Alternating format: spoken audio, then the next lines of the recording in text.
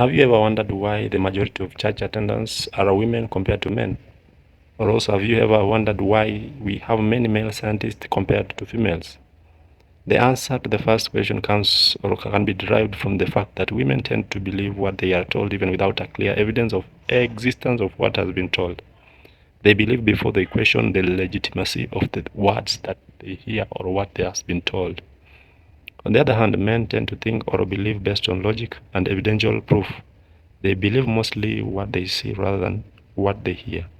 That's why when it comes to matters of faith, they believe for existence of something invisible.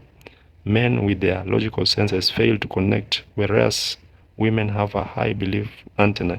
That's why they can be found to be victims of circumstances of the so-called fake spiritual leaders than men. We can derive many instances from the Bible to confirm this. One of the good examples is that encounter of an angel, that is Angel Gabriel, with Zachariah and Mary. In both cases, the angel Gabriel was carrying good news of giving birth to children, that is John and Jesus Christ. On one hand, Mary, that is Mary's case, the message of the angel is received without doubt, question, or a question with the phrase, "Let it be to me as you have said." On the other hand, on Zachariah's case, despite being informed of a detailed report about the child's birth, he brings in doubts, logic, and questions by saying, "How can I be sure of this? I am an old man and my wife is well along in years." The logical part. This had to cause him dumbness on his side.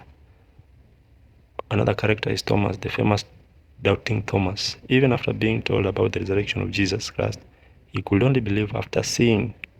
However, one thing to note is that despite men believing by seeing or having an evidence, if you can find any man who has believed in something, especially being born again, it is very hard to convince him otherwise.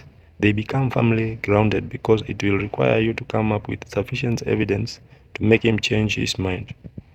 That's why it's very rare to manipulate men than women. Women, on the other hand, since their belief is mostly founded on what they hear, without necessarily having some tangible evidence, anyone can make them change their belief system if only you can tell them what they want to hear. The second answer to the second question, that is why we have many male scientists than female scientists, is because science works with experimental evidences. That is, it tries to explain logically why and how things are the way they are. It involves more logic than fiction or heresies. This explains why men are good at science and mathematics than women, who are good in languages, that is Kiswahili, English, or anything that relates to maybe writing something like that, which uses more words, and humanities, that is like history and Christian religious education subjects.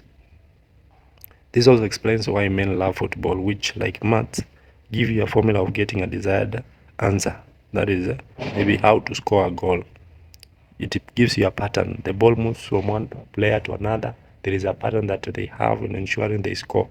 Whereas women mostly would prefer sitting down and talking about anything.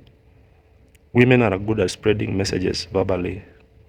Remember, or even they can be good evangelists because it involves talking and convincing one another. The issue is that they are not logical. And that's why they find that we cannot have many evangelists as women because they are not logical. Sometimes they tend to speak things and let emotions carry them away. But men tend to be logical. In case they ask a question, they can answer it very well logically, and people may find it resonate. They can resonate with it, or they can connect what someone shares with them, and that thereby you find that men are good at evangelism because they'll follow logic. When they tell you this, they'll make sure the statement they give next is connected. But women may shift from one word to another.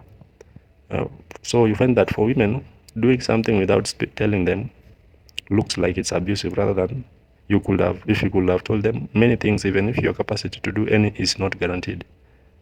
Do you remember the dating times?